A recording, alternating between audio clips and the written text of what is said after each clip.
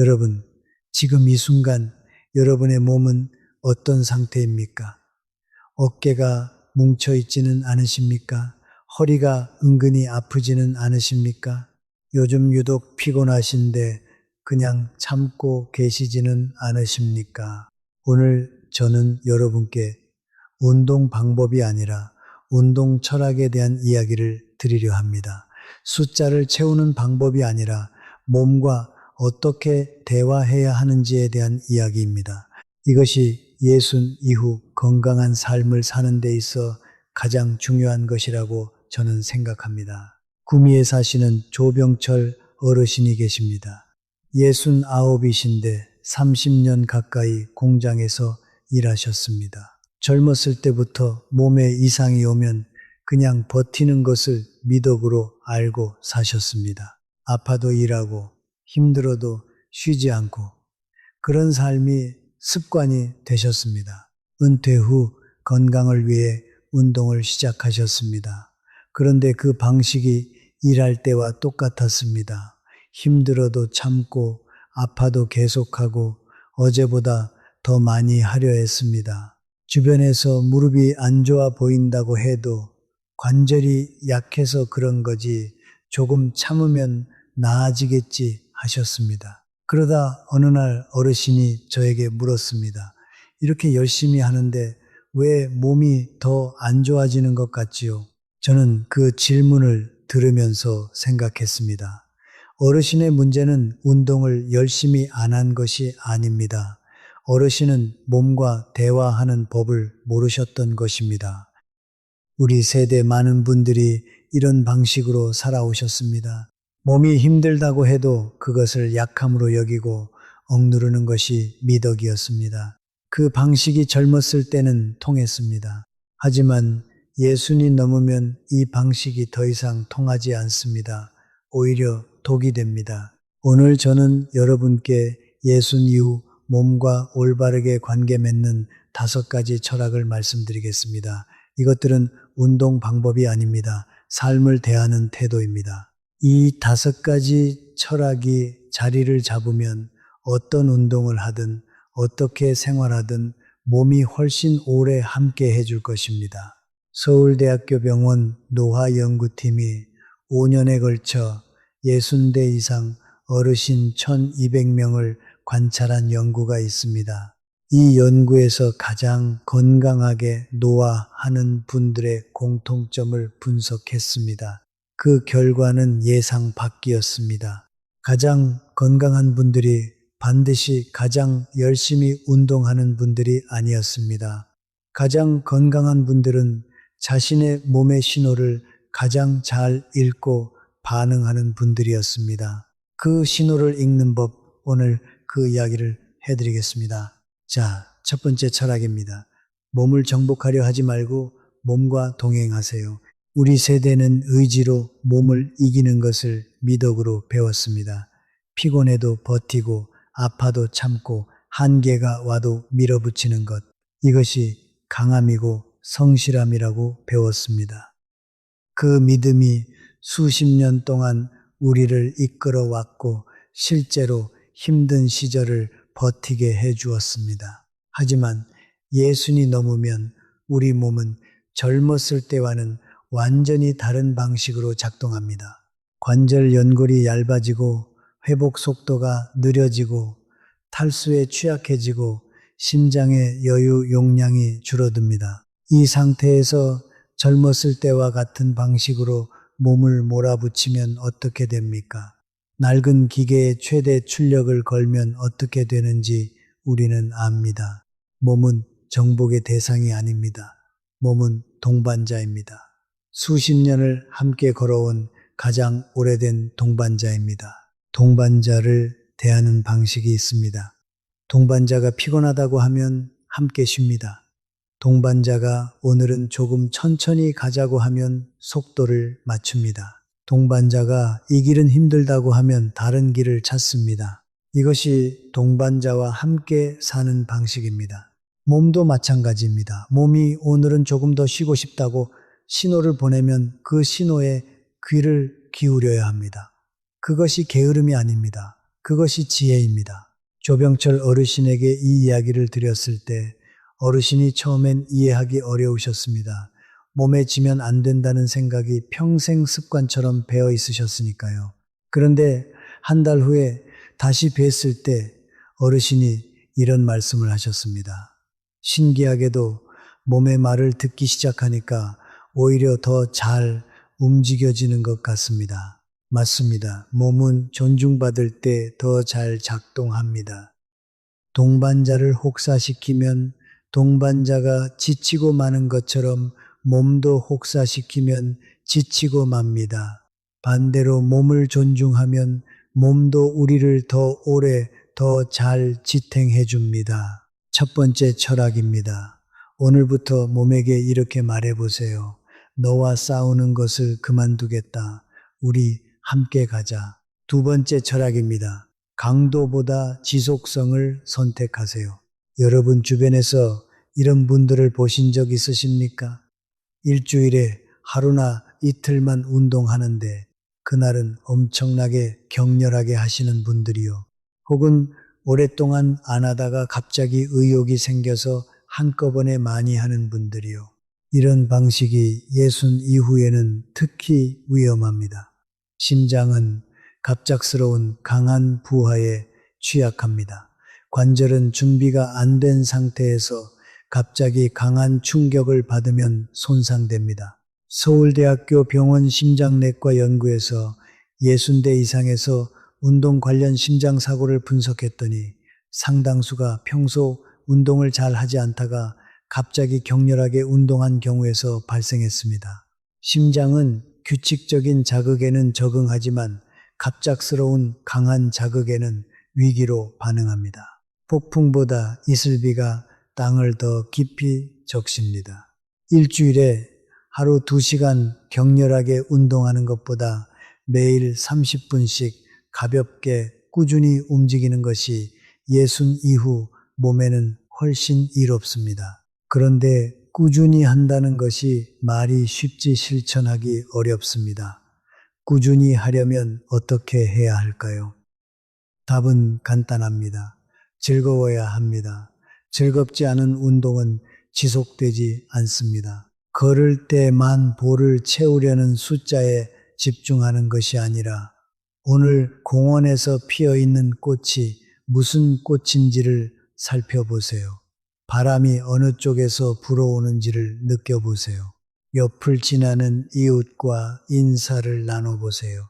이것이 운동을 즐거움으로 만드는 방법입니다. 즐거운 운동이 지속됩니다. 지속되는 운동이 건강을 만듭니다. 매일 30분. 이것이 목표입니다.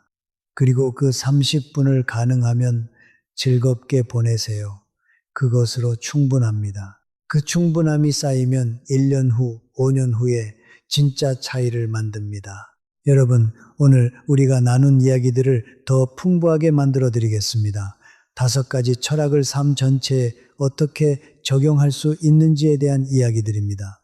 이번에는 오전, 오후, 저녁으로 나눠서 건강한 하루를 어떻게 설계할 수 있는지 이야기해 드리겠습니다. 오전의 건강 루틴에 대해서입니다. 아침에 일어나면 가장 먼저 물 한 잔을 드세요.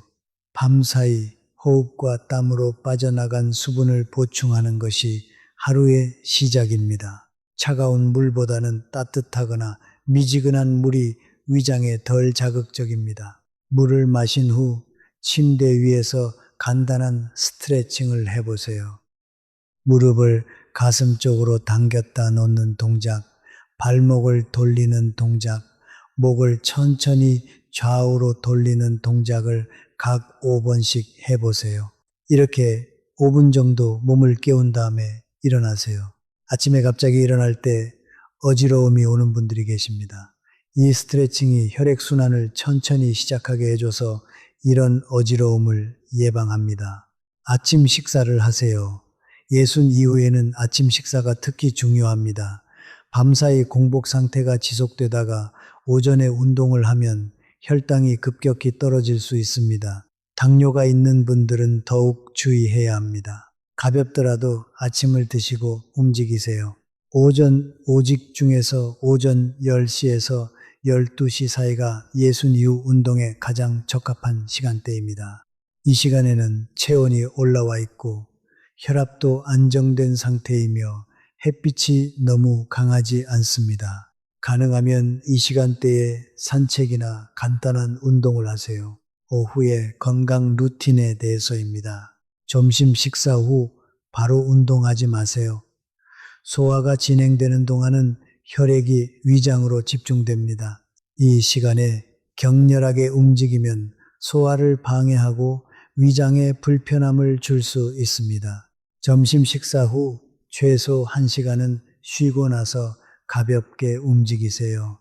오후에 낮잠이 필요하시다면 20에서 30분의 짧은 낮잠이 좋습니다.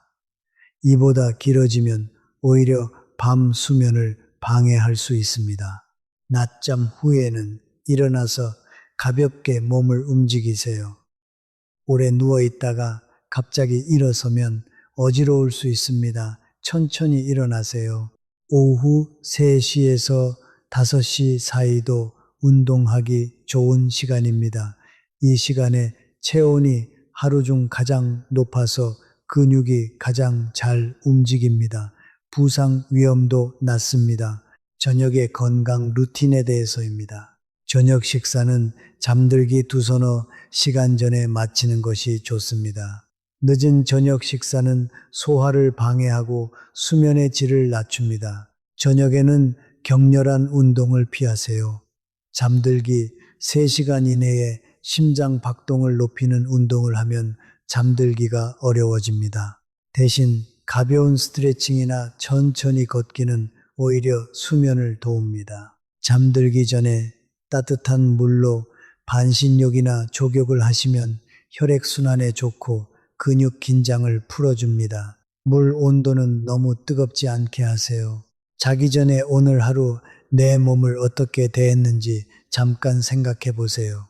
충분히 물을 마셨는지, 너무 무리하지는 않았는지, 몸이 신호를 보냈을 때 잘 들었는지, 이 작은 성찰이 내일을 더 지혜롭게 만들어줍니다. 이번에는 계절별로 어떻게 운동을 조절해야 하는지 말씀드리겠습니다. 봄 운동에 대해서입니다.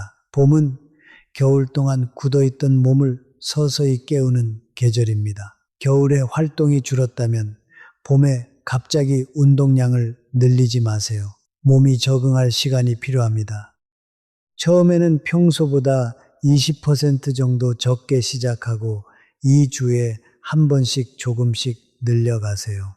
봄꽃이 피는 시기에 산책하면 기분도 좋아집니다. 다만 황사나 미세먼지가 심한 날에는 야외 운동을 피하세요. 여름 운동에 대해서입니다. 여름은 예순 이후 가장 주의가 필요한 계절입니다. 열사병은 단시간에 생명을 위협할 수 있습니다. 오전 10시부터 오후 3시 사이에는 절대 야외 운동을 피하세요. 이른 아침이나 저녁 해가 진 후에 운동하세요. 운동 전 수분 섭취를 충분히 하고 운동 중에도 20분마다 물을 드세요. 가벼운 색의 옷을 입고 모자를 쓰세요. 이른 가을 운동에 대해서입니다. 가을은 운동하기 가장 좋은 계절입니다. 기온이 적당하고 공기가 맑습니다. 이 계절을 최대한 활용하세요. 걷기, 가벼운 등산, 자전거 등 야외 활동을 즐기세요. 단풍 구경을 겸한 산책도 좋습니다. 가을에 적극적으로 움직여서 겨울을 건강하게 날 준비를 하세요. 겨울 운동에 대해서입니다. 겨울에는 차가운 공기가 혈관을 수축시키고 심장에 부담을 줍니다. 야외 운동을 할 때는 목도리, 귀마개, 장갑을 꼭 하세요. 노출된 피부가 차가운 공기에 직접 닿으면 혈관이 수축합니다. 집을 나서기 전 충분히 몸을 따뜻하게 하세요. 빙판길에서는 절대 운동하지 마세요. 이번에는 운동과 사회적 연결에 대해 더 이야기해 드리겠습니다. 우리 지식한상 가족 여러분, 건강은 운동만으로 만들어지지 않습니다. 사람과의 연결이 건강만큼이나 중요합니다. 하버드 의과대학에서 80년에 걸쳐 그리고 진행한 세계 최장 건강 연구가 있습니다. 이 연구에서 나온 가장 강력한 결론이 무엇인지 아십니까? 좋은 관계가 건강하고 행복한 노년을 만드는 가장 중요한 요인이었습니다. 운동을 함께 할 수 있는 사람을 찾으세요. 동네 경로당이나 복지관에서 함께 운동하는 모임을 찾아보세요. 혼자 걷는 것보다 이웃과 함께 걷는 것이 운동 효과도 좋고 기분도 좋습니다. 운동하면서 나누는 짧은 대화가 사실 뇌 건강에도 좋습니다. 대화는 기억력을 사용하고 감정을 나누고 새로운 자극을 줍니다. 이것들이 뇌를 활발하게 유지합니다.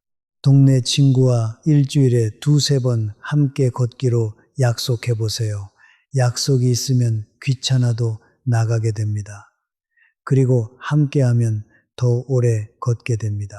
혼자 걸을 때는 30분이 지루하게 느껴질 수 있지만 이야기를 나누다 보면 1시간도 금방 지나갑니다. 이번에는 운동 기록의 중요성에 대해 말씀드리겠습니다. 간단한 운동 일지를 써보세요. 오늘 몇 분 걸었는지, 어떤 운동을 했는지, 운동 후 몸 상태가 어땠는지 이것을 짧게 적어두세요.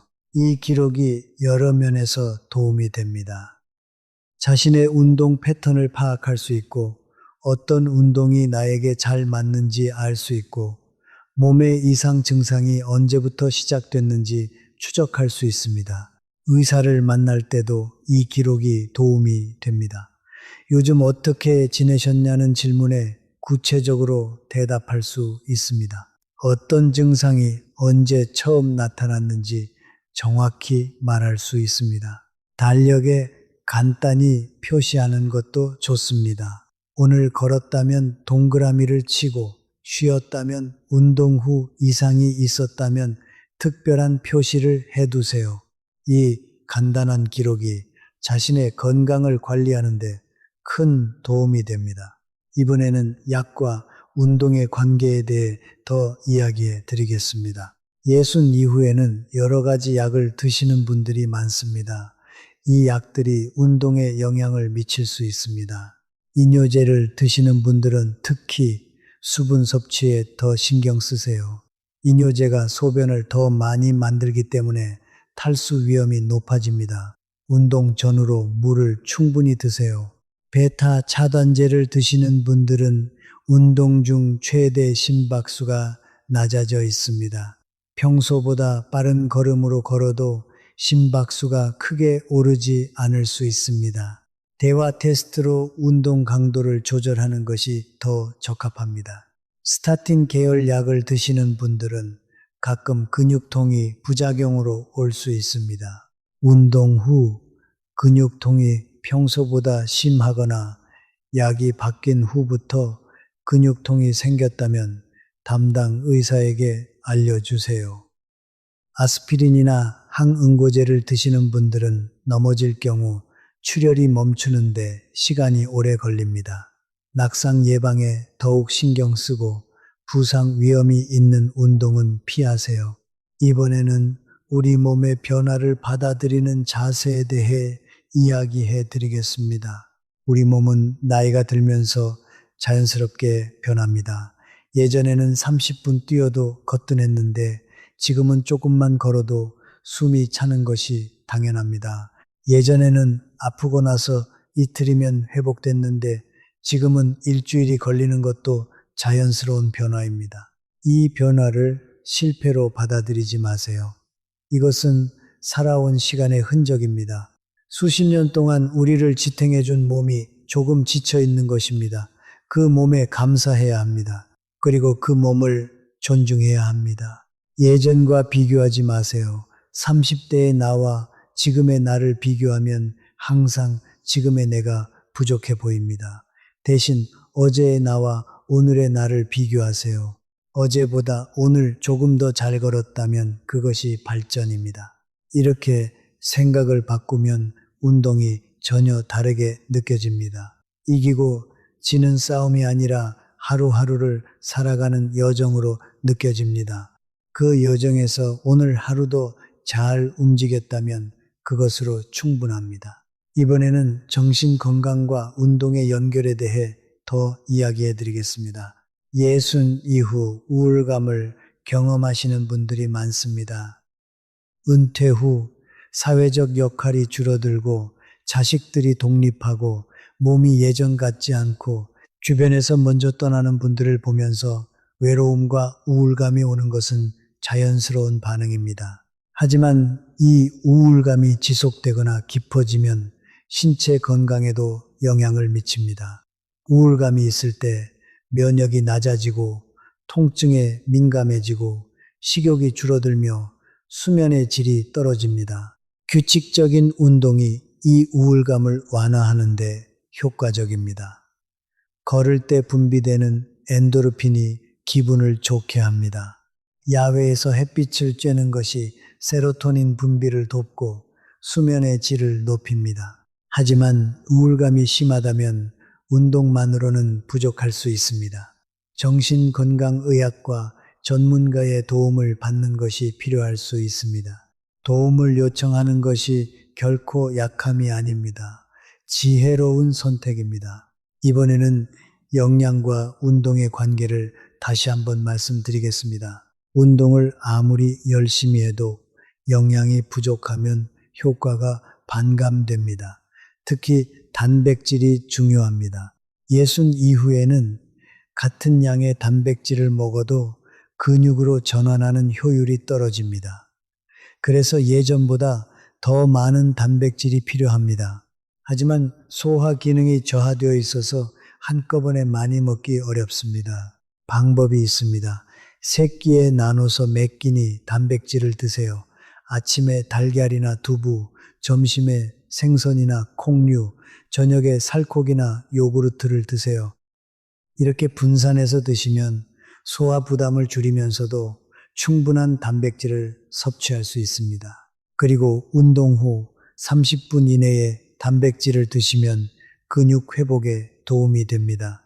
삶은 달걀 하나, 두유 한 잔, 요구르트 한 컵이면 충분합니다. 거창하지 않아도 됩니다. 우리 지식한상 가족 여러분, 오늘 우리가 이야기한 모든 것이 결국 하나로 연결됩니다. 나를 소중히 여기는 것입니다. 내 몸이 보내는 신호를 듣는 것이 나를 소중히 여기는 것입니다. 무리하지 않고 내 몸이 감당할 수 있는 만큼만 하는 것이 나를 소중히 여기는 것입니다. 충분히 쉬는 것이 나를 소중히 여기는 것입니다. 남과 비교하지 않고 나만의 속도로 가는 것이 나를 소중히 여기는 것입니다. 평생 가족을 위해, 일을 위해, 나라를 위해 나 자신을 뒤로 밀어두셨던 분들에게 이제는 나 자신을 위한 시간을 드리세요. 그것이 여러분 자신에게 드리는 선물이기도 하고 여러분을 사랑하는 분들에게 드리는 선물이기도 합니다. 여러분이 건강해야 여러분을 사랑하는 분들도 걱정을 덜 합니다. 여러분이 건강해야 손주들과 더 많은 시간을 보낼 수 있습니다. 여러분이 건강해야 여러분이 원하는 삶을 더 오래 살 수 있습니다. 그 건강의 시작이 오늘 이 자리입니다. 오늘 우리가 나눈 이야기들이 여러분의 삶을 조금이라도 더 건강하고 풍요롭게 만들어주기를 바랍니다. 우리 모두 함께 건강하게 살아가겠습니다. 우리 지식한상 가족 여러분을 응원합니다. 자, 더 이야기를 나눠보겠습니다. 오늘 우리가 이야기한 5가지 철학에서 더 깊이 들어가 볼 이야기들이 있습니다. 이번에는 예순 이후 걷기의 진짜 의미에 대해 이야기해 드리겠습니다. 걷기가 단순히 운동이 아닙니다. 걷기는 삶 자체입니다. 우리가 스스로 두 발로 걸을 수 있다는 것이 얼마나 소중한 것인지를 건강하게 걸을 수 있을 때는 잘 모릅니다. 제가 아는 어르신이 계셨습니다. 50대까지는 등산을 즐기시고 활발하게 지내셨는데 60 초반에 낙상으로 고관절 골절을 당하셨습니다. 수술 후 회복 과정이 길고 힘드셨습니다. 재활을 마치고 다시 걸을 수 있게 됐을 때 그분이 이런 말씀을 하셨습니다. 동네 한 바퀴를 걸을 수 있다는 것이 이렇게 감사한 일인지 몰랐습니다. 걷는다는 것은 내 두 발로 내가 원하는 곳에 갈 수 있다는 것입니다. 내 힘으로 슈퍼마켓에 가고 친구를 만나러 가고 손주 학예회에 가고 꽃 구경을 갈 수 있다는 것입니다.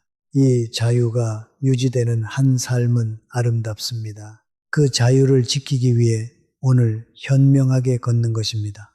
만 보를 채우기 위해서가 아니라 내일도 걸을 수 있기 위해서 오늘 현명하게 걷는 것입니다. 이 관점이 바뀌면 운동 방식도 바뀝니다.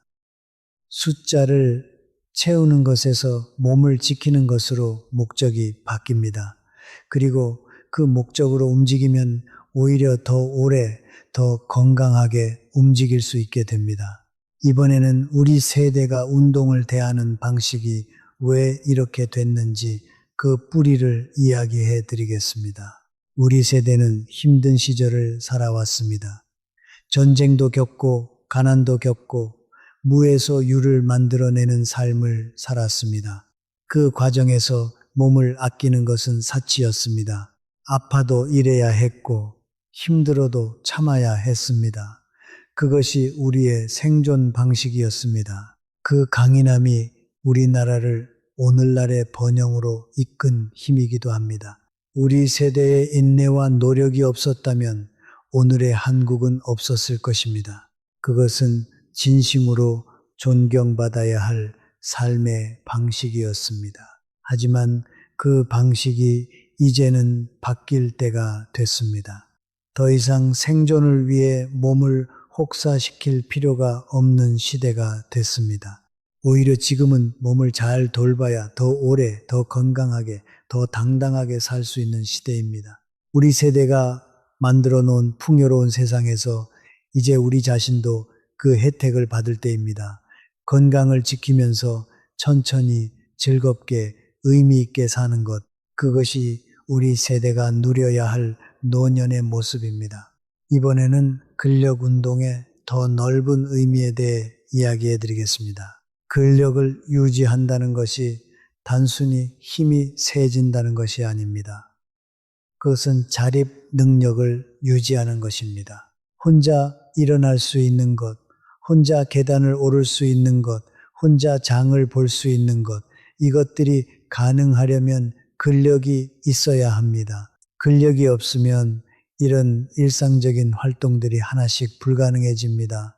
그리고 스스로 할 수 있는 것들이 줄어들수록 삶의 질이 떨어집니다. 서울대학교 병원 연구에서 65살 이상 어르신들의 근력과 일상생활 능력의 상관관계를 분석했습니다.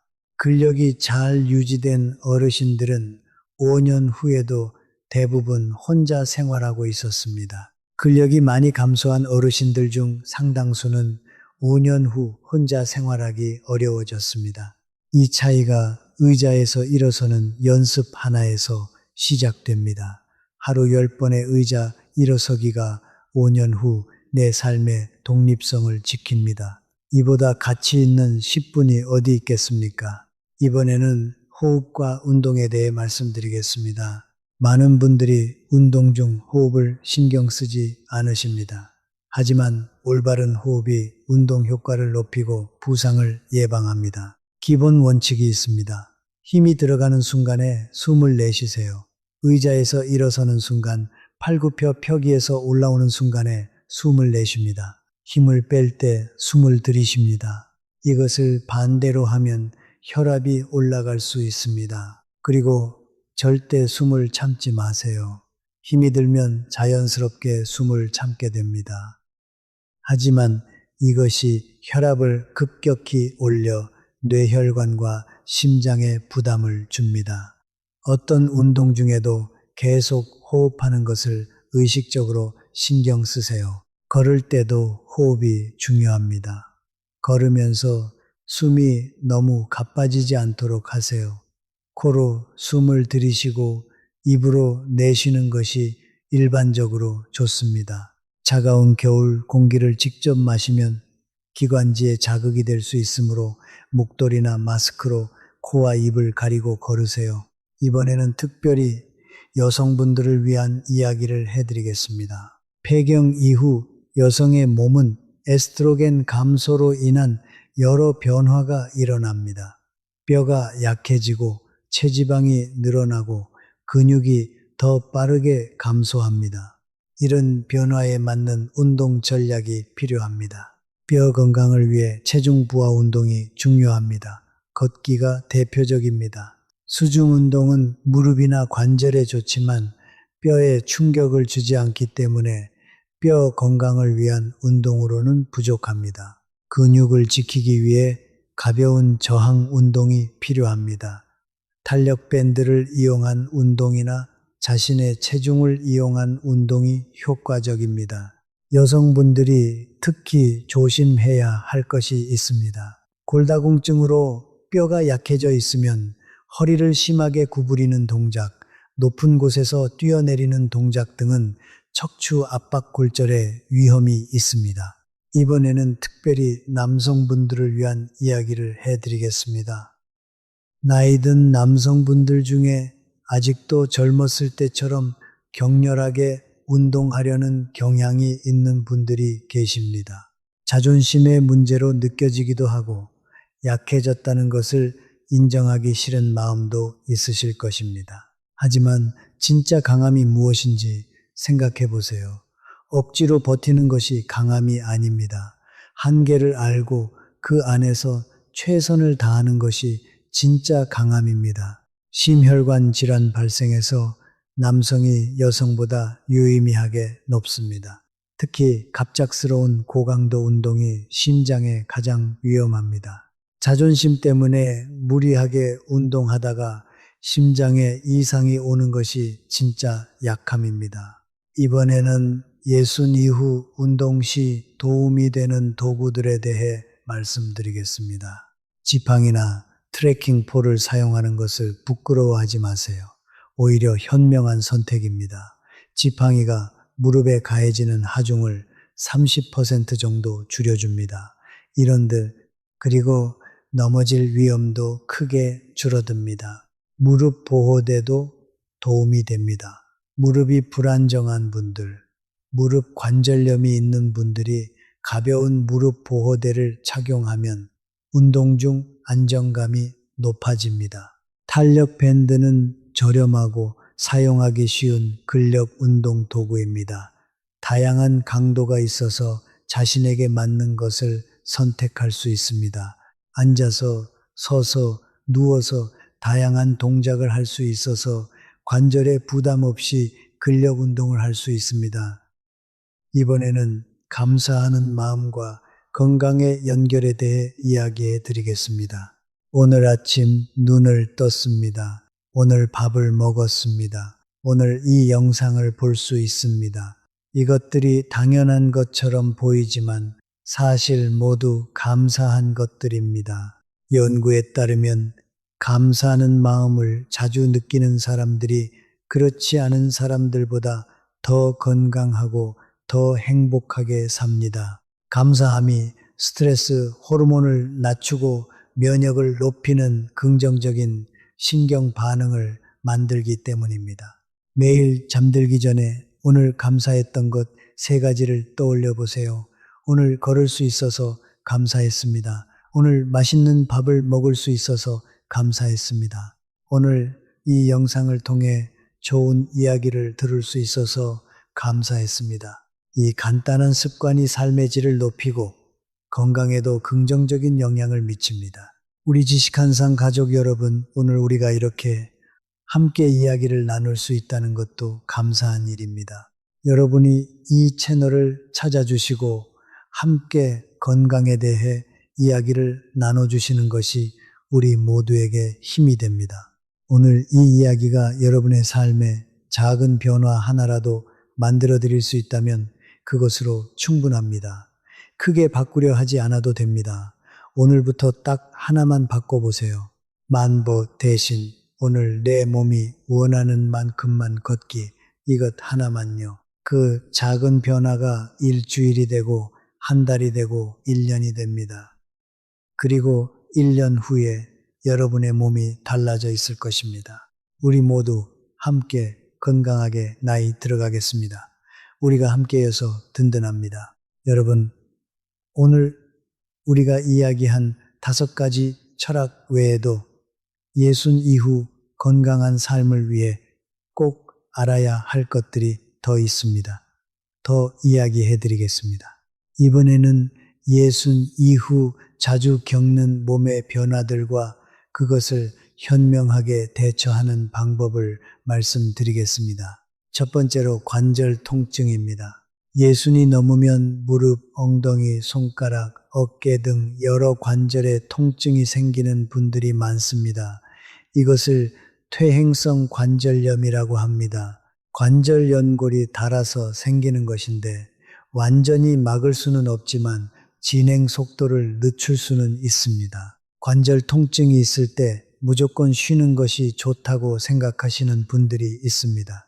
하지만 오히려 적절한 운동이 관절 통증을 줄이는 데 도움이 됩니다. 운동을 하면 관절 주변 근육이 강해지고 그 근육이 관절을 지지해줘서 관절에 가해지는 부담이 줄어들기 때문입니다. 관절이 아플 때 도움이 되는 운동이 있습니다.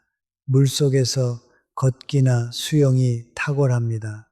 물의 부력이 관절에 가해지는 하중을 줄여주기 때문에 지상보다 훨씬 편하게 움직일 수 있습니다. 자전거 타기도 좋습니다. 무릎에 충격이 거의 없고 허벅지 근육을 강화할 수 있습니다. 반면 관절이 아플 때 피해야 할 것들이 있습니다. 계단 오르내리기, 경사진 곳에서 걷기, 오래 서 있기, 쪼그려 앉기, 이런 동작들은 관절에 큰 부담을 줍니다. 두 번째로 허리 통증입니다.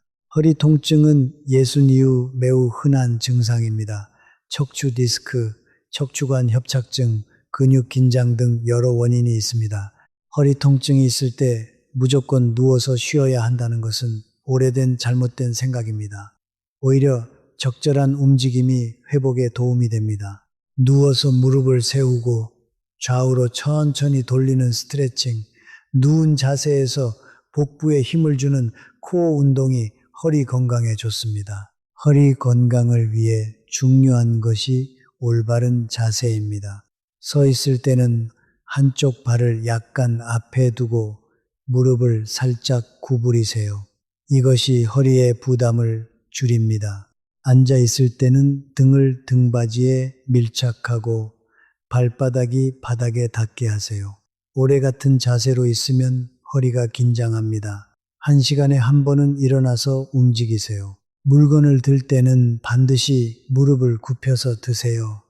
허리를 구부려서 들면 척추에 엄청난 부담이 가고 이것이 디스크의 원인이 됩니다. 세 번째로 발 문제입니다. 발은 우리 몸 전체를 지탱하는 기반입니다. 발에 문제가 생기면 걷기가 어렵고 그것이 전반적인 활동 감소로 이어집니다.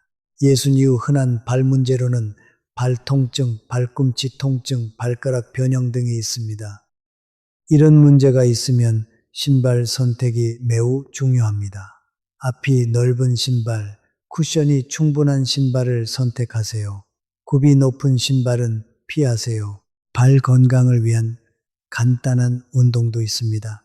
발가락으로 수건을 집어 올리는 연습, 발꿈치를 들었다 내리는 동작, 발을 바닥에 대고 안쪽 아치를 올렸다 내리는 동작, 이것들이 발 근육을 강화하고 발의 유연성을 유지합니다. 이번에는 자동차와 운동의 관계에 대해 말씀드리겠습니다.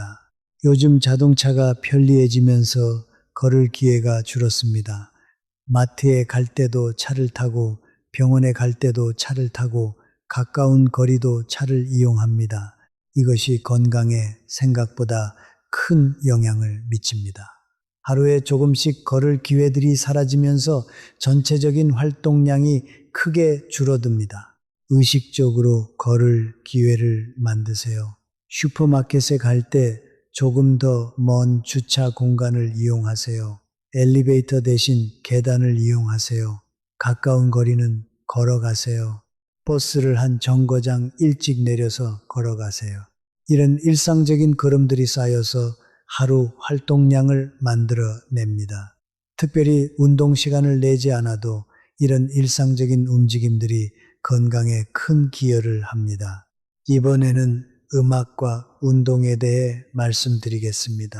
좋아하는 음악을 들으면서 걷거나 운동하면 두 가지 좋은 점이 있습니다. 첫 번째, 시간이 빠르게 갑니다. 음악에 집중하다 보면 운동하고 있다는 것을 덜 느끼게 됩니다. 두 번째, 기분이 좋아집니다. 좋아하는 음악은 뇌에서 도파민을 분비시켜 기분을 올려줍니다.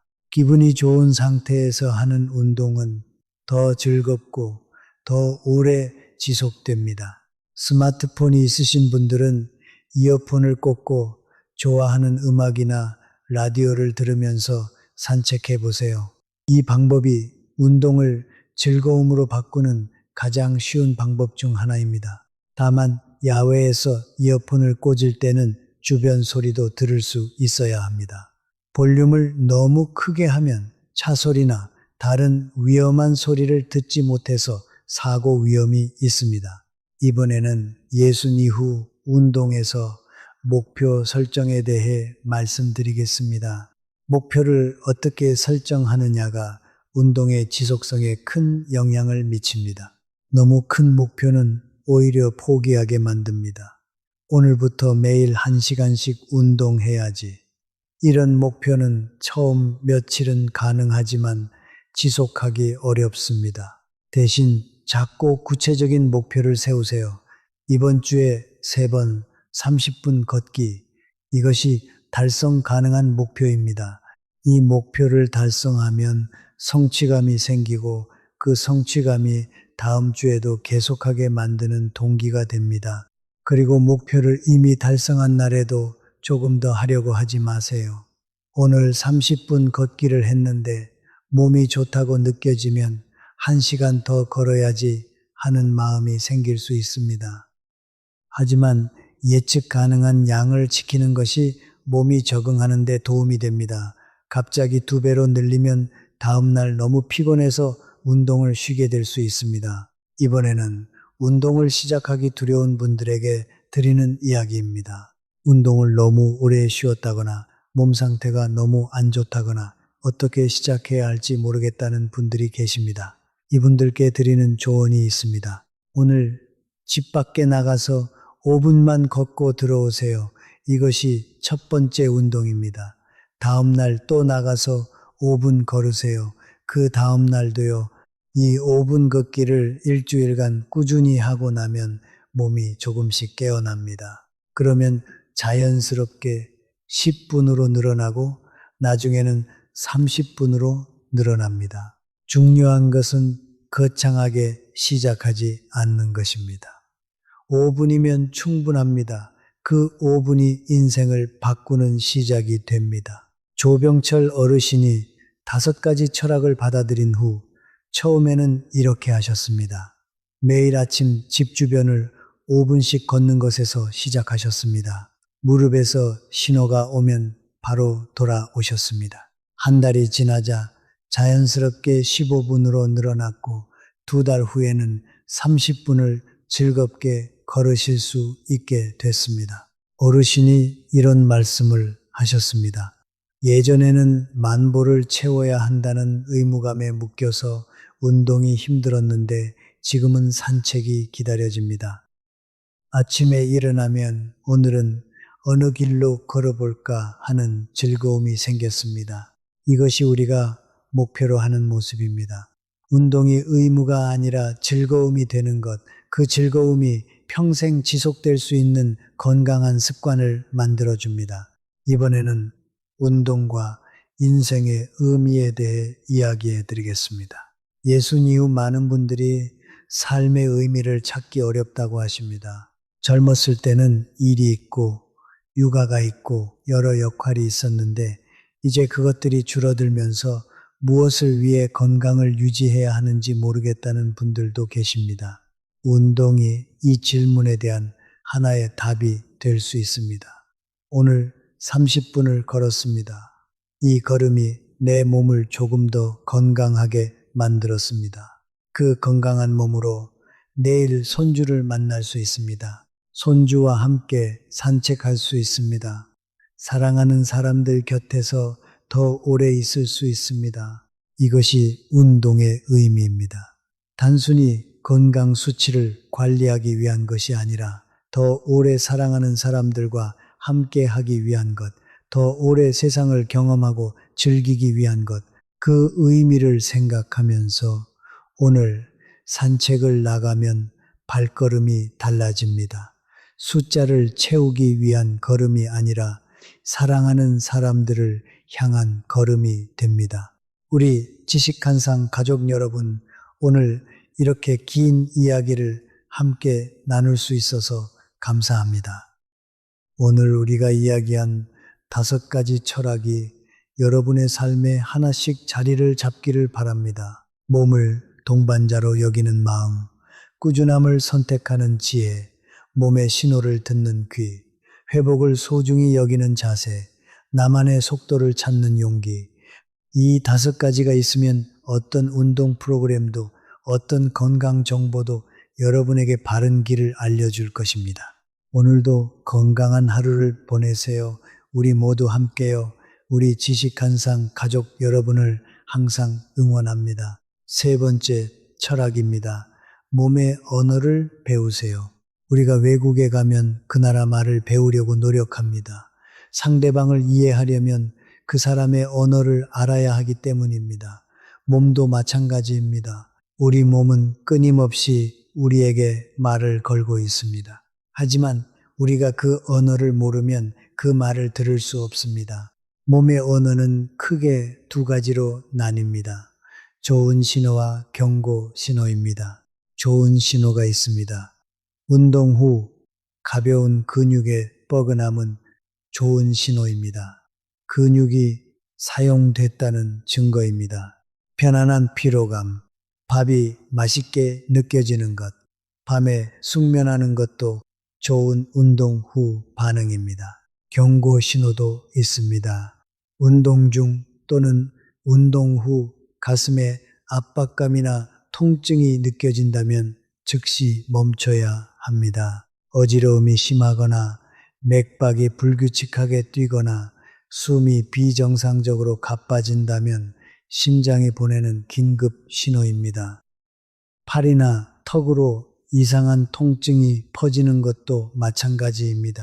이것들은 절대 운동 효과가 아닙니다. 병원을 가야 한다는 몸의 긴급 메시지입니다. 관절에서 오는 신호도 있습니다. 걸을 때 무릎이 쿵쿵 울린다면 오늘은 걷기를 줄여야 합니다. 어깨를 움직일 때 뭔가 걸리는 느낌이 든다면 그 방향으로 무리하게 움직이지 말아야 합니다. 이 신호들이 처음에 작을 때 들어야 합니다. 작은 신호를 무시하면 큰 손상으로 이어집니다. 소화 신호도 있습니다. 운동 후 식욕이 없다면 그것은 게으름이 아닙니다.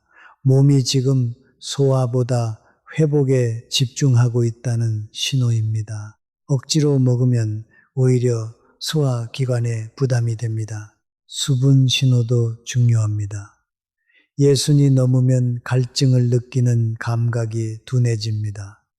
목이 마르지 않아도 이미 탈수 상태일 수 있습니다. 운동 전, 운동 중, 운동 후 규칙적으로 물을 드세요. 이것이 심장과 신장을 지키는 기본입니다. 몸의 언어를 배우는 것이 어렵게 느껴지실 수 있습니다. 하지만 생각해보면 우리는 이미 알고 있습니다. 배가 고프면 먹어야 한다는 것, 졸리면 자야 한다는 것, 추우면 따뜻하게 입어야 한다는 것, 이것들도 모두 몸의 언어입니다. 운동도 마찬가지입니다. 몸이 보내는 신호에 자연스럽게 반응하면 됩니다. 그것이 몸의 언어를 이해하는 것입니다.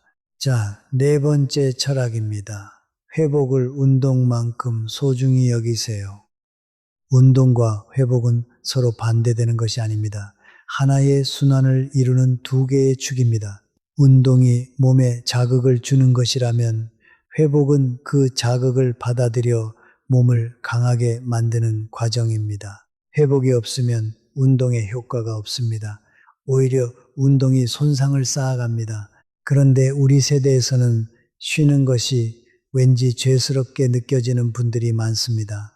오늘 운동을 쉬면 뒤처지는 것 같고 게을러지는 것 같은 느낌이 드신다고요. 하지만 생각해 보세요. 좋은 농부는 땅이 쉴 수 있게 해줍니다. 계속 씨를 뿌리고 거두기만 하면 땅이 메마릅니다. 우리 몸도 마찬가지입니다.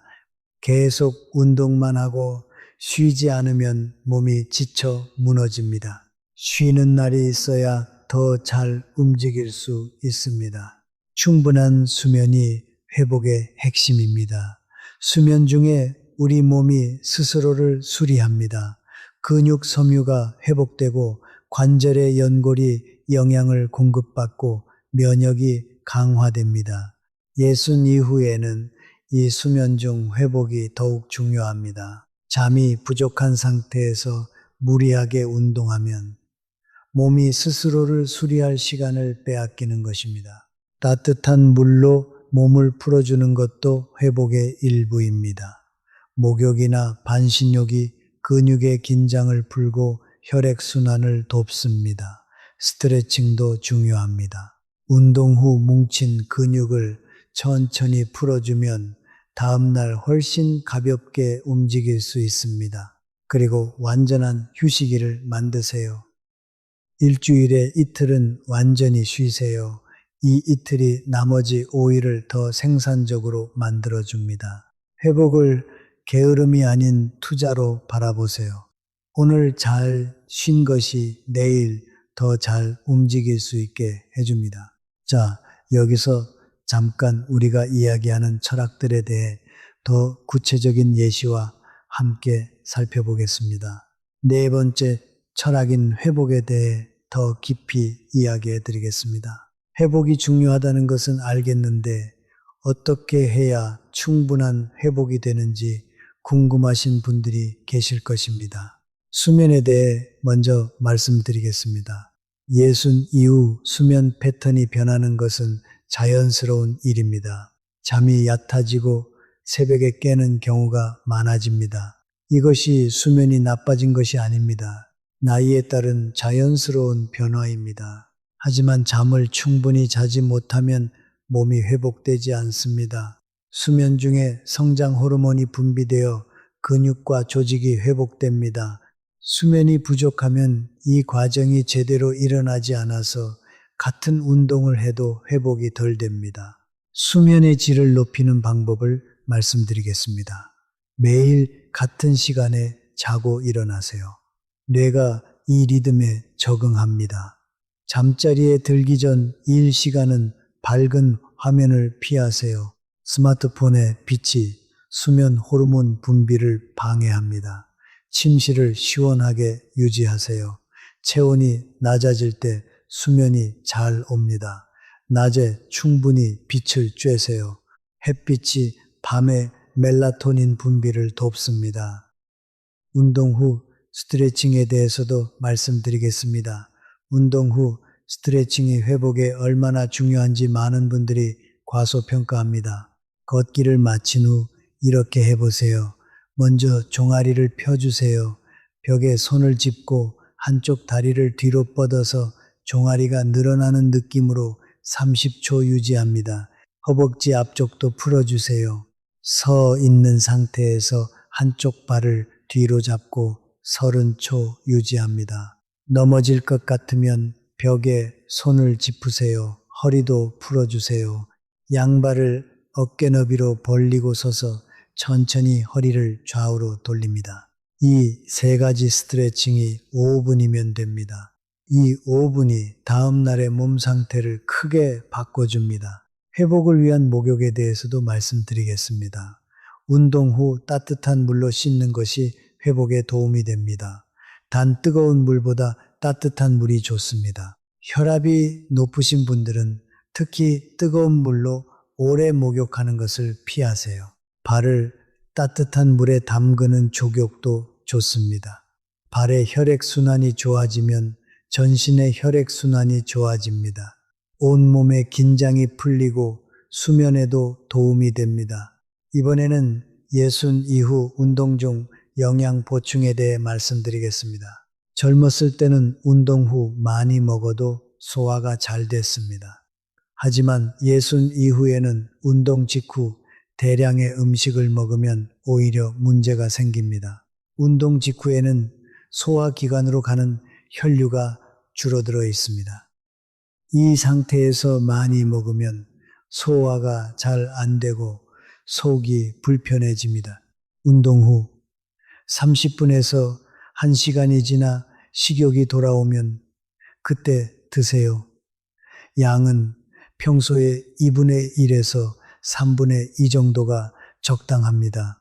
단백질을 포함한 가벼운 식사가 좋습니다. 두부 조림 한 접시와 잡곡밥 한 공기, 생선 구이 한 토막과 나물 반찬들, 이런 식사가 운동 후 회복을 돕습니다.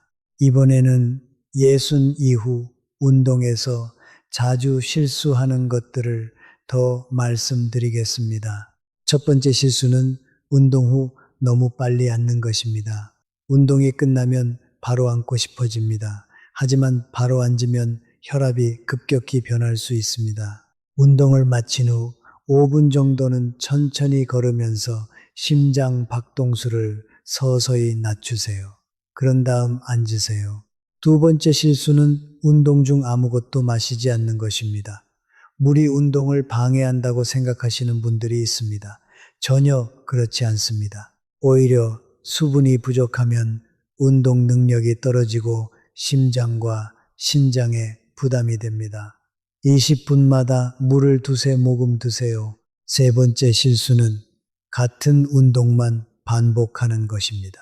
한 가지 운동만 계속하면 그 부위만 사용하고 다른 부위는 사용하지 않게 됩니다. 다양한 움직임을 해야 몸 전체의 균형이 유지됩니다. 걷기와 근력 운동을 번갈아 하거나 스트레칭을 함께 하는 것이 좋습니다. 우리 지식한상 가족 여러분, 이 모든 것들이 결국 하나의 큰 그림입니다. 몸을 잘 이해하고 몸의 소리를 듣고 몸과 협력하는 것, 이것이 예순 이후 건강한 삶의 핵심입니다. 우리 세대가 살아온 방식에서 배운 것이 있습니다. 적과 싸울 때는 적을 알아야 이길 수 있다는 것입니다. 하지만 지금 우리 몸은 적이 아닙니다. 우리의 가장 오래된 동반자입니다. 동반자를 알아야 함께 잘 살 수 있습니다. 오늘 이 영상을 통해 여러분이 자신의 몸을 조금 더 잘 이해하게 되셨으면 합니다. 그리고 그 이해를 바탕으로 몸과 더 좋은 관계를 만들어 가시길 바랍니다. 다섯 번째이자 마지막 철학입니다.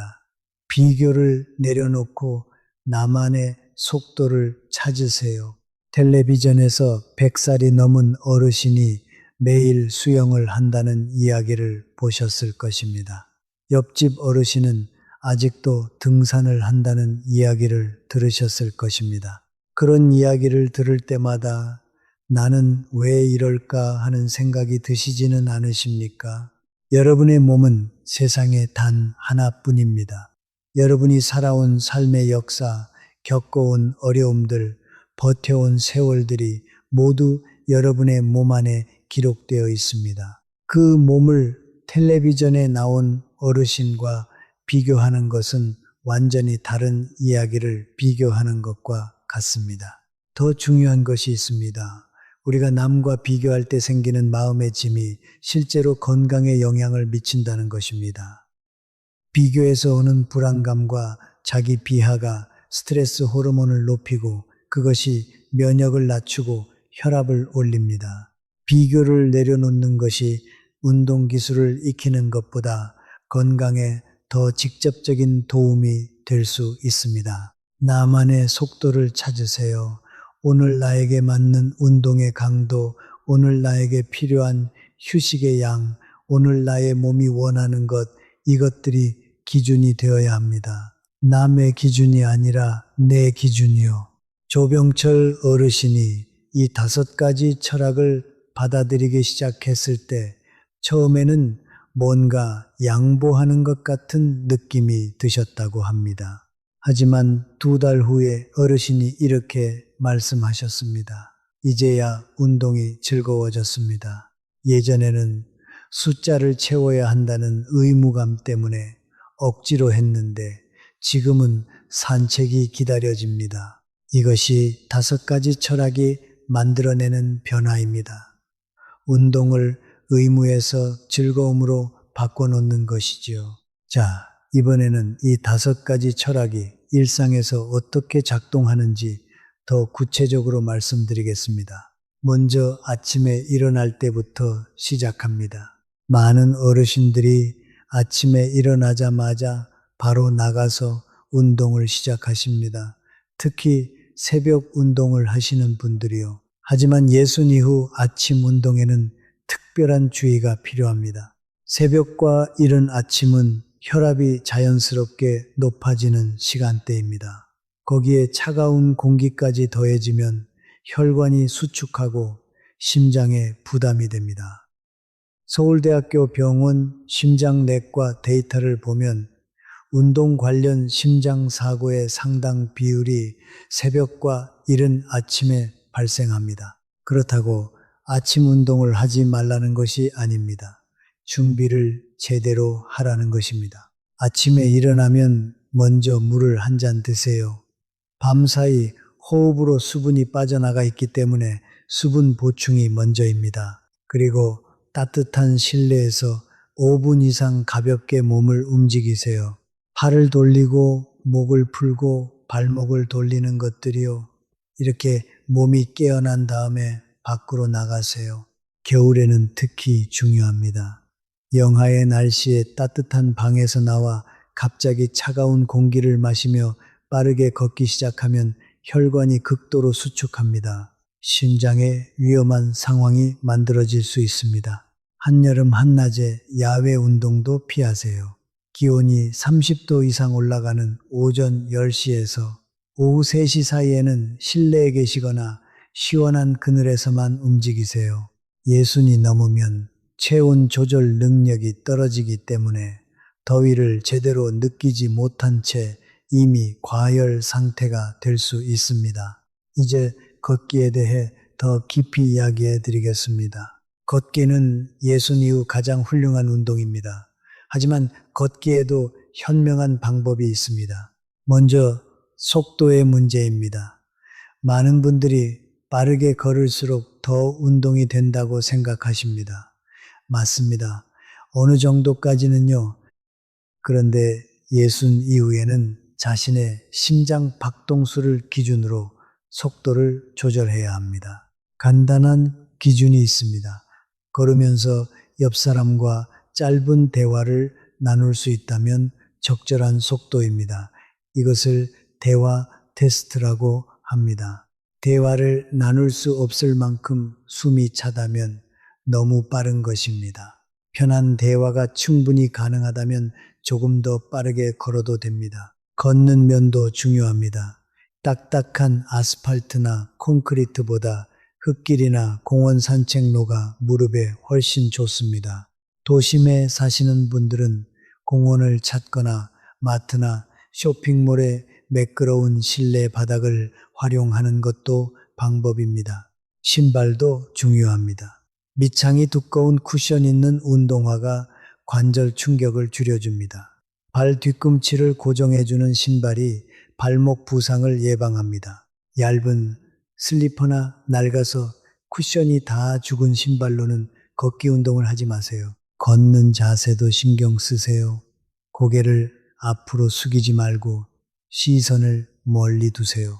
어깨를 자연스럽게 뒤로 당기고 팔을 자연스럽게 흔들면서 걸으세요. 보폭은 자신이 편안하게 내디딜 수 있는 정도로 하세요.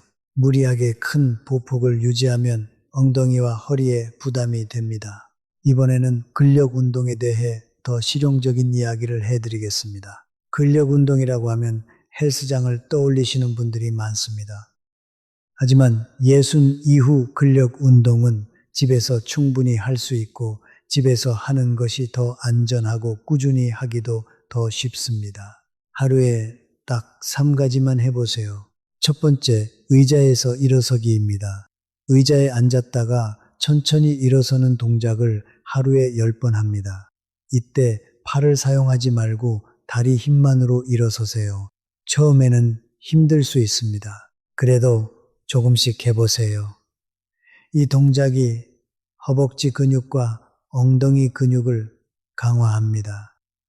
이 근육들이 바로 넘어지지 않게 우리를 지키는 근육입니다. 두 번째, 벽 짚고 까치발 들기입니다. 벽에 양손을 가볍게 짚고 서서 까치발을 들었다 내렸다 10번 반복합니다. 종아리 근육을 강화하는 동작입니다. 종아리는 제2의 심장이라고 불릴 만큼 혈액순환에 중요한 역할을 합니다. 세 번째, 누운 자세 다리 들기입니다. 침대나 바닥에 반드시 누워서 한쪽 다리를 곧게 편 채로 30cm 정도 들어 올렸다가 내립니다. 각 다리를 10번씩 합니다. 이 동작이 허벅지 앞쪽 근육을 강화합니다. 이 3가지만 매일 해도 근육 감소를 늦추는데 큰 도움이 됩니다. 시간은 10분이면 충분합니다. 장비도 필요 없습니다. 오늘 당장 시작할 수 있습니다. 이번에는 심장을 지키는 운동에 대해 말씀드리겠습니다. 예순 이후 심장 건강을 지키는 가장 중요한 원칙이 있습니다. 서서히 규칙적으로 적당하게입니다. 서서히 시작하세요. 운동을 시작할 때 처음 5분은 준비 운동입니다. 천천히 걷다가 조금씩 속도를 높여가세요. 갑자기 빠르게 시작하면 심장에 급격한 부하가 걸립니다. 규칙적으로 하세요. 일주일에 한 번 2시간보다 매일 30분이 심장 건강에 훨씬 좋습니다. 심장은 규칙적인 자극에 적응하여 강해집니다. 적당하게 하세요. 앞서 말씀드린 대화 테스트를 항상 활용하세요. 숨이 차서 말을 못할 정도라면 너무 강한 것입니다. 그리고 한 가지 꼭 말씀드리고 싶은 것이 있습니다.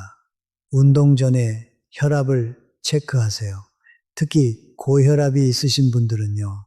수축기 혈압이 180 이상이거나 이완기 혈압이 100 이상이면 그날은 운동을 쉬세요. 혈압이 이미 높은 상태에서 운동을 하면 더 올라갑니다.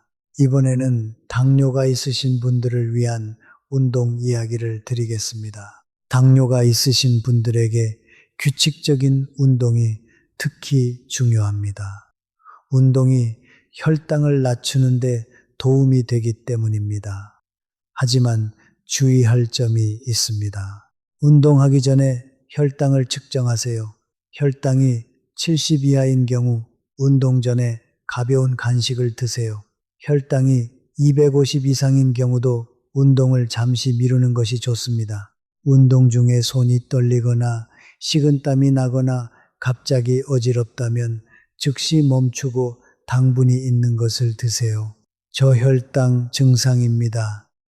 운동할 때는 항상 사탕이나 포도당, 사탕을 지참하세요.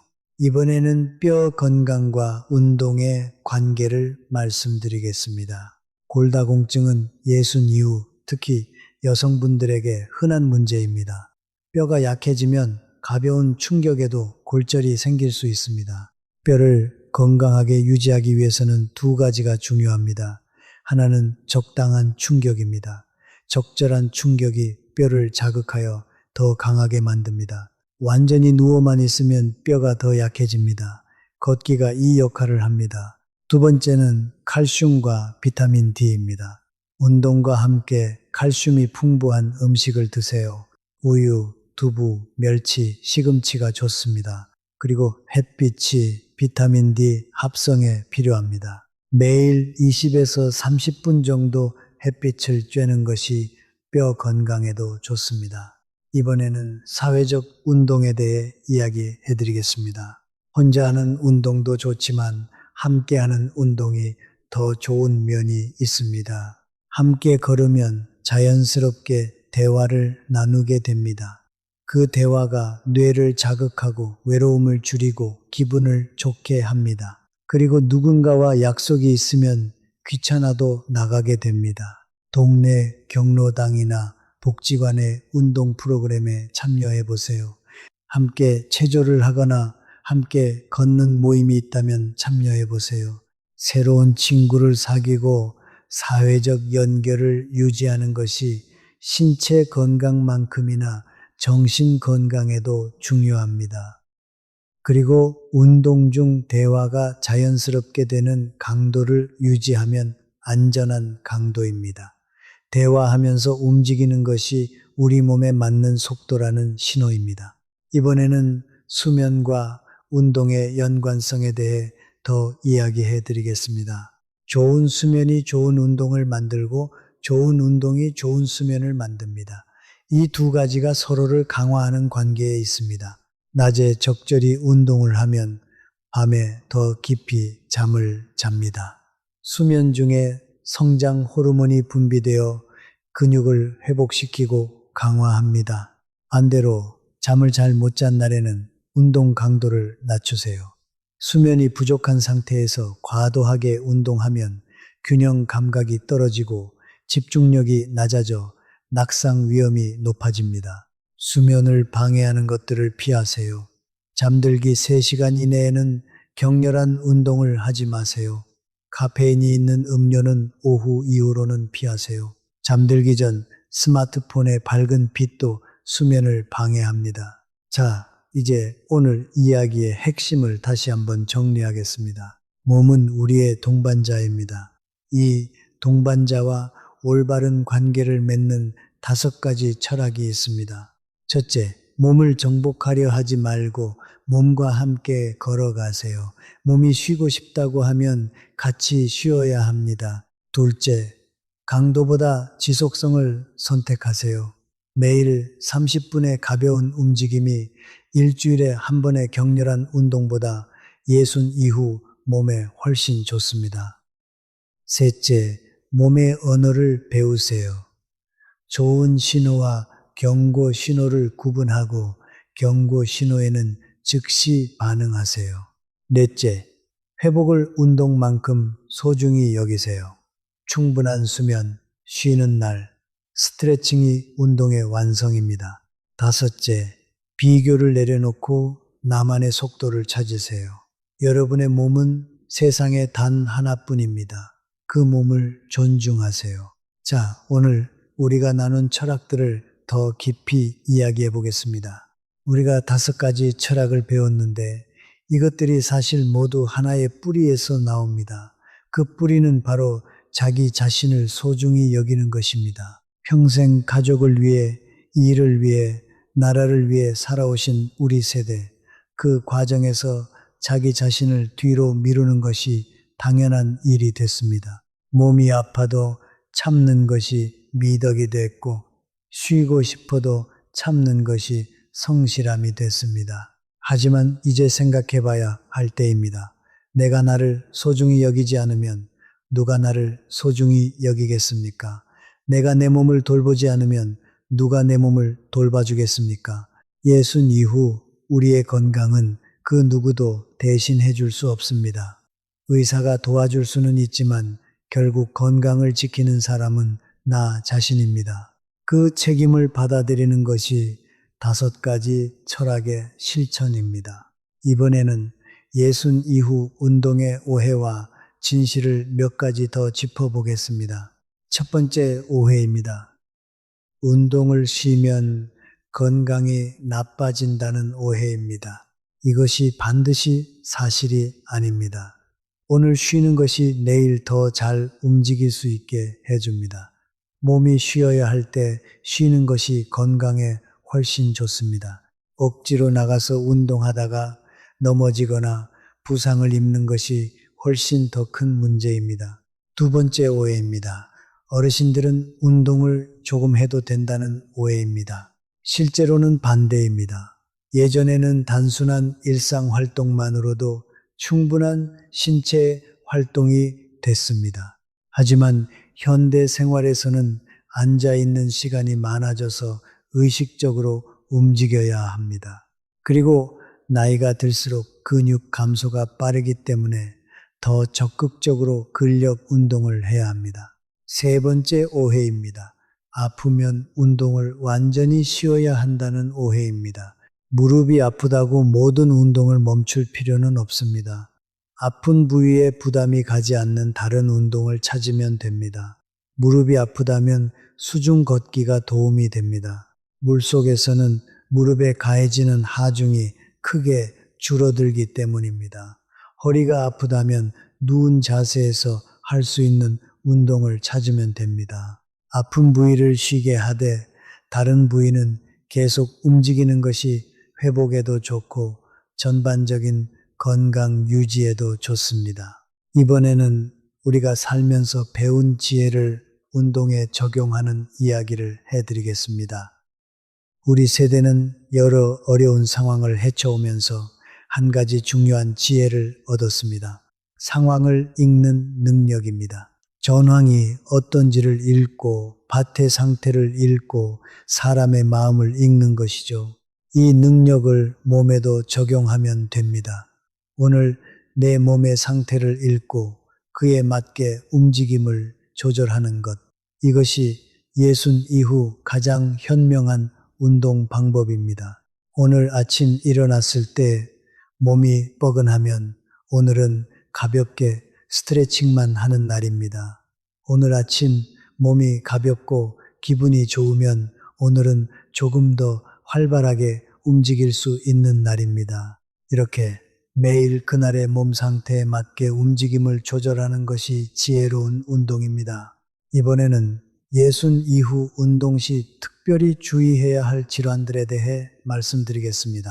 관상동맥 질환이 있으신 분들, 이런 분들은 담당 의사에게 운동 가능 여부와 허용 강도를 꼭 확인해야 합니다. 일반적으로 가벼운 걷기는 권장되지만 강도 높은 운동은 심장에 위험할 수 있습니다. 운동 중 가슴 통증이 오면 즉시 멈추고 안정을 취하세요.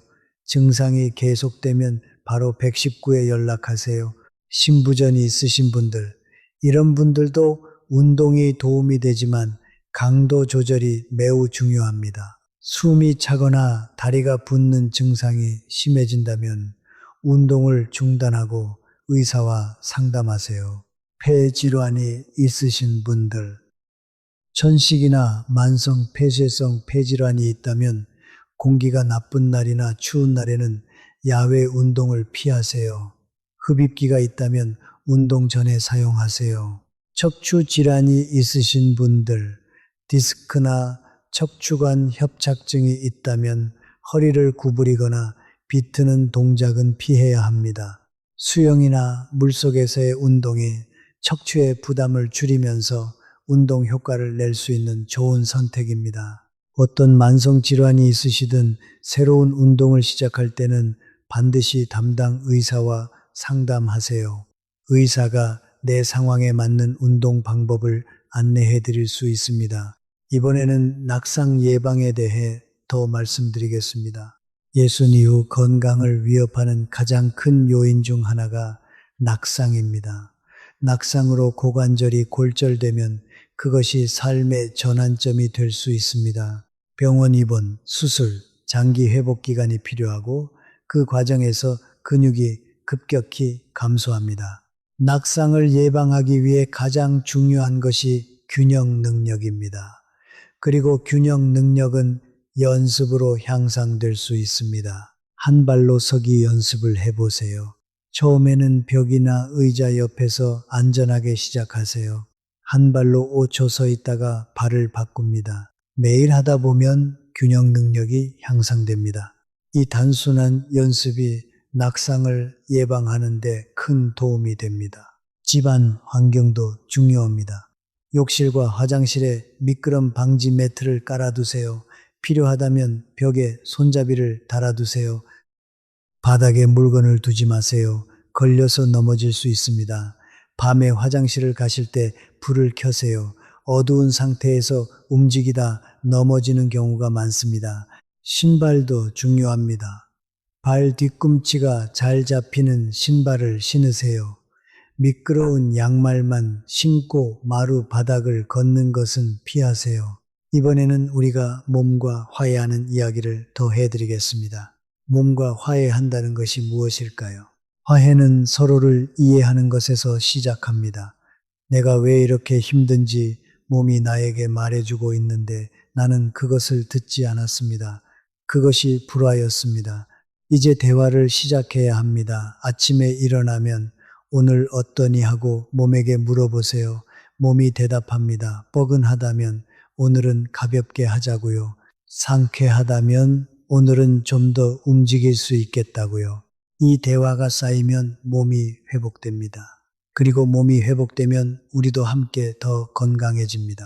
서울대학교 병원의 건강한 노화 연구에서 가장 건강하게 늙어가는 분들의 공통점 중 하나가 자신의 몸에 대한 높은 인식이었습니다. 자신의 몸 상태를 잘 파악하고 그에 맞게 생활 방식을 조절하는 능력이었습니다. 이것이 몸과 화해한 사람의 모습입니다. 자, 이제 오늘 이야기를 마무리하겠습니다. 우리가 오늘 함께 이야기한 것들을 마지막으로 한 번 더 정리해 드리겠습니다. 여러분, 우리가 오늘 이야기한 철학들을 적용하면서 생기는 의문들이 있을 수 있습니다. 조금 더 이야기해 드리겠습니다. 어떤 분들은 이렇게 물으십니다. 그렇게 조심조심하면 운동이 되기는 하는 겁니까?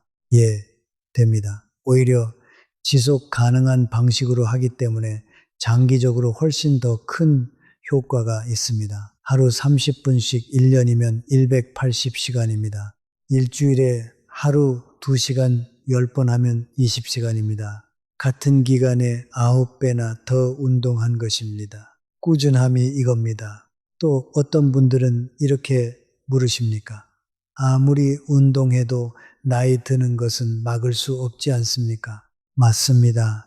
나이 드는 것을 막을 수는 없습니다. 하지만 나이 드는 속도는 늦출 수 있습니다. 더 중요한 것은 나이 드는 방식을 선택할 수 있다는 것입니다. 활기차게 자립적으로 나이 들 것인지 아니면 일찍부터 남에게 의존하며 나이 들 것인지 이 차이를 만드는 것이 오늘 우리가 이야기한 것들입니다. 세 번째 질문입니다. 이미 몸이 많이 안 좋은데 지금 시작해도 늦지 않았습니까? 절대 늦지 않았습니다.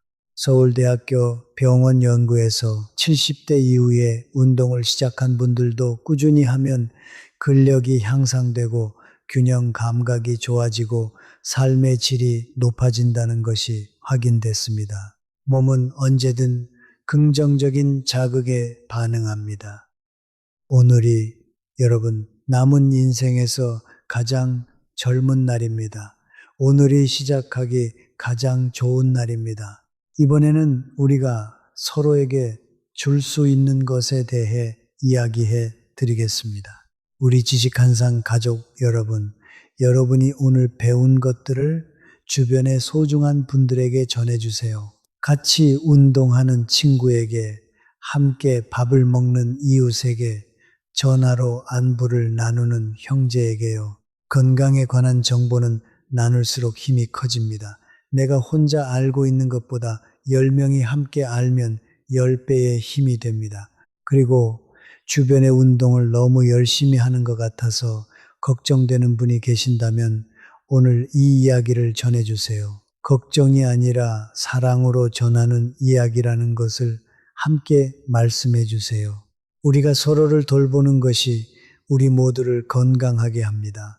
우리는 혼자가 아닙니다. 함께이기 때문에 더 든든합니다. 이번에는 예순 이후 건강한 삶이 우리에게 주는 선물에 대해 이야기해 드리겠습니다. 건강하게 나이 들어간다는 것이 단순히 병원을 덜 간다는 것이 아닙니다.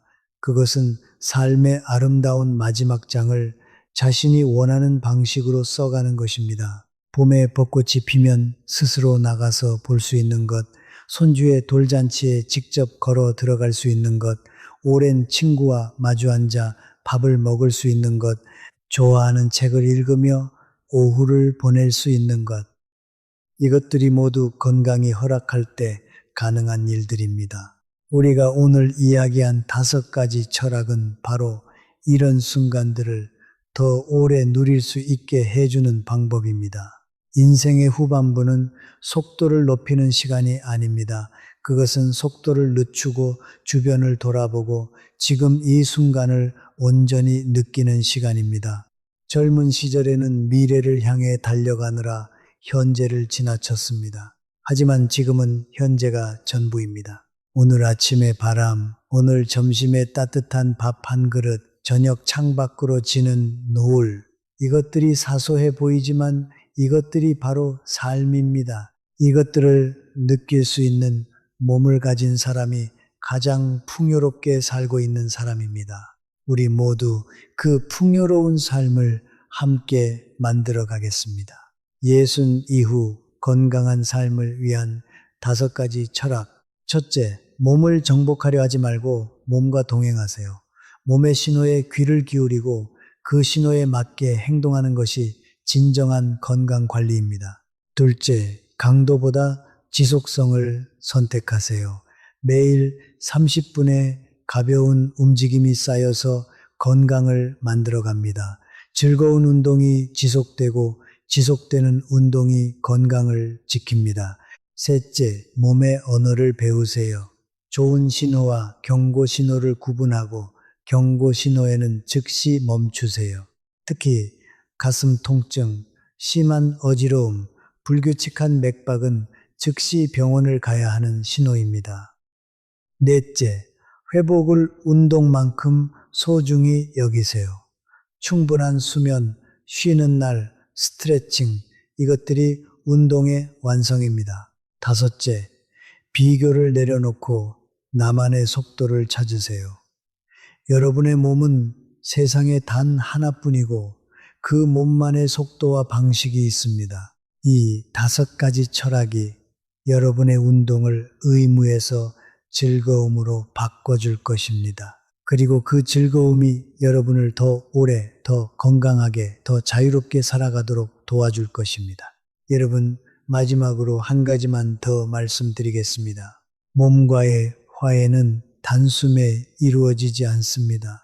평생 몸을 도구처럼 다루어 온 습관이 하루아침에 바뀌지는 않습니다. 처음에는 어색하고 뭔가 게을러지는 것 같은 느낌도 들 수 있습니다.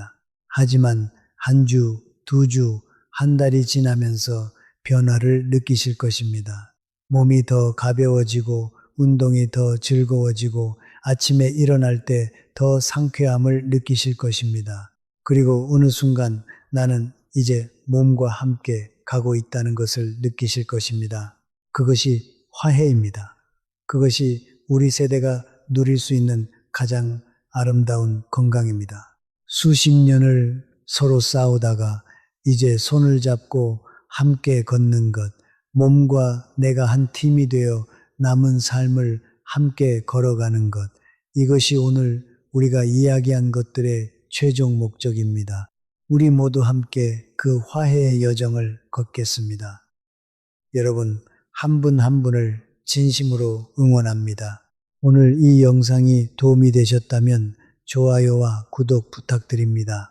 여러분의 주변에 열심히 운동하는데 왜 건강이 안 좋아지는지 고민하시는 분이 계신다면 오늘 이 영상을 공유해 주세요. 그분들에게 큰 도움이 될 것입니다. 댓글에 오늘 5가지 철학 중 가장 마음에 와 닿은 것을 하나 남겨주세요. 여러분의 이야기가 다른 분들에게도 큰 힘이 됩니다. 오늘 이 영상이 여러분의 마음에 조금이라도 닿았으면 합니다. 우리가 함께 오늘 이야기한 것들이 여러분의 삶에 작은 씨앗이 되기를 바랍니다. 씨앗은 처음에 보이지 않습니다. 하지만 매일 조금씩 물을 주면 어느 날 싹이 나옵니다.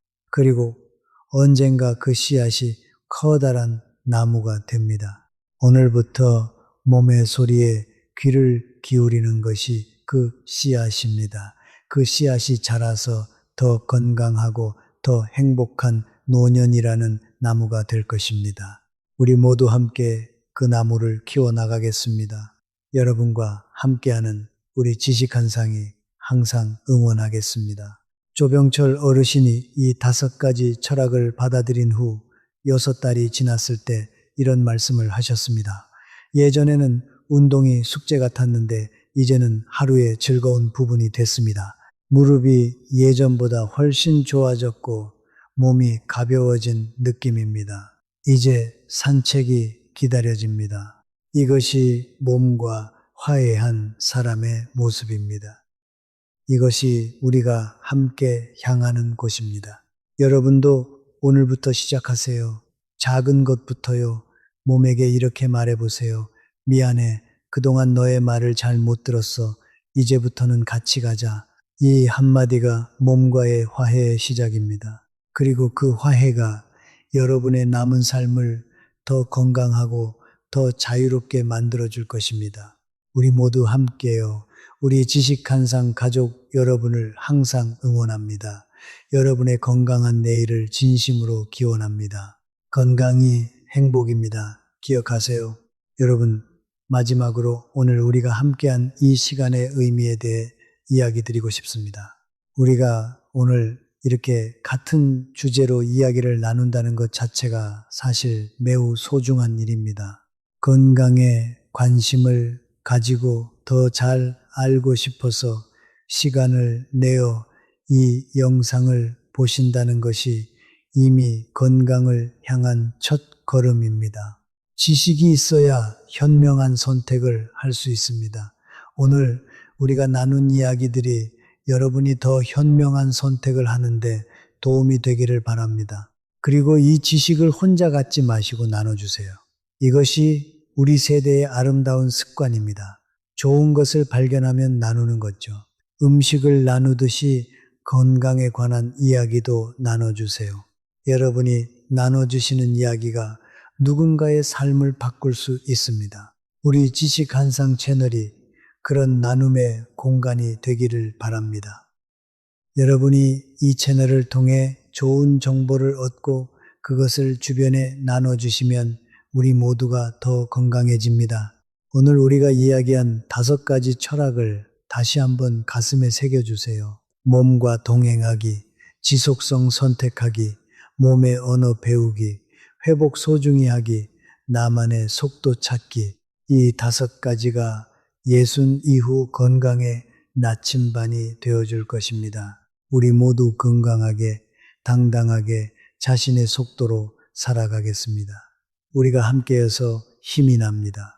오늘도 함께해 주셔서 진심으로 감사합니다. 우리 모두 함께해요. 여러분, 예순 이후의 삶이 얼마나 아름다울 수 있는지를 많은 분들이 모릅니다. 젊음이 가진 가능성과 에너지가 있다면 나이듦이 가진 지혜와 여유와 깊이가 있습니다. 우리가 살아온 세월이 우리를 더 깊고 더 풍요로운 사람으로 만들었습니다. 그 깊이와 풍요로움을 건강한 몸으로 충분히 누리시기를 바랍니다. 우리 세대가 이루어 놓은 것들을 이제 스스로가 즐길 차례입니다. 몸과 화해하세요. 몸의 소리를 들으세요. 몸과 함께 천천히 걸어가세요. 그리고 그 걸음 속에서 삶의 아름다움을 발견하세요. 오늘도 내일도 우리 함께요. 건강이 행복입니다. 이것을 기억하세요. 우리 지식한상 가족 여러분의 건강하고 아름다운 하루하루를 응원합니다. 마지막으로 한 가지만 더 부탁드리겠습니다. 오늘 이 이야기들을 들으시면서 가장 마음에 와 닿았던 것이 하나 있으실 것입니다. 그 하나를 오늘 바로 실천해 보세요. 오늘 저녁 잠들기 전에 몸에게 고마워라고 한마디 해보는 것도 좋습니다. 오늘 밥을 먹을 수 있게 해줘서, 오늘도 걸을 수 있게 해줘서, 오늘 이 영상을 볼 수 있게 해줘서 고마워. 이 한마디가 화해의 시작입니다. 우리 모두 함께 건강한 내일을 만들어 가겠습니다. 우리 지식한상 가족 여러분, 오늘도 함께 해주셔서 정말 감사합니다. 여러분, 우리 세대가 살아온 이야기는 그 자체로 위대합니다. 전쟁을 이겨내고 가난을 극복하고 우리 자녀들에게 더 나은 세상을 물려준 세대입니다. 그 과정에서 몸을 아끼지 못한 것이 사실이지만 이제는 다릅니다. 지금은 우리 몸을 소중히 여길 수 있는 환경이 됐습니다. 그 소중함을 실천하는 방법이 오늘 우리가 이야기한 것들입니다. 몸의 소리를 듣고 무리하지 않고 꾸준히 움직이고 충분히 쉬고 나만의 속도를 찾는 것, 이것들이 우리 세대가 누려야 할 건강한 노년의 모습입니다. 우리가 이것을 실천할 때 우리 자녀들과 손주들도 배웁니다. 자신을 돌보는 것이 이기적인 것이 아니라는 것을, 쉬는 것이 게으른 것이 아니라는 것을, 몸의 소리를 듣는 것이 지혜라는 것을요. 우리가 보여주는 것이 교육입니다. 건강하게 나이 드는 모습을 보여주는 것이 자녀들에게 가장 큰 가르침이 될 수 있습니다. 우리 모두 함께 그 아름다운 가르침을 실천해 나가겠습니다. 우리 지식한상 가족 여러분이 항상 건강하고 행복하시길 바랍니다. 오늘 이 시간을 함께 해주셔서 진심으로 감사드립니다. 우리 함께 건강한 하루하루를 만들어 가겠습니다. 우리가 함께하는 이 지식한상이라는 공간이 더욱 소중하게 느껴집니다. 비슷한 나이, 비슷한 고민을 가진 우리가 함께 모여 건강에 대해 이야기를 나눈다는 것이요. 이 연결이 우리 모두에게 힘이 됩니다. 앞으로도 우리 함께 더 좋은 이야기들을 나눠가겠습니다. 우리 지식한상 가족 여러분, 오늘도 감사합니다. 건강한 몸으로 남은 삶을 당당하게 살아가시는 우리 지식한상 가족 여러분이 되시길 바랍니다. 오늘 우리가 나눈 5가지 철학이 여러분의 나침반이 되어 건강한 길을 안내해 드리기를 진심으로 바랍니다. 건강이 행복임을 잊지 마세요. 우리 모두 함께입니다. 감사합니다. 우리 지식한상이 앞으로도 여러분의 건강한 삶을 위해 더 좋은 이야기들을 준비하겠습니다.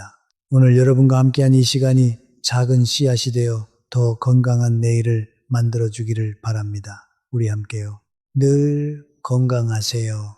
여러분, 한 분 한 분이 이 채널의 소중한 가족입니다. 우리가 함께 건강에 대해 이야기하고 서로 응원하는 이 공간이 따뜻하게 이어지기를 바랍니다. 오늘도 내일도 우리 모두 건강하게 함께요. 감사합니다. 우리가 함께 오늘 나눈 이야기들이 우리 모두의 삶에 울림이 되기를 바랍니다. 몸을 사랑하세요. 몸의 소리를 들으세요. 그리고 그 사랑과 경청이 만들어내는 건강한 하루하루를 마음껏 누리세요. 우리 모두 함께 그런 아름다운 노년을 살아가겠습니다. 건강은 어느 날 갑자기 주어지는 것이 아닙니다.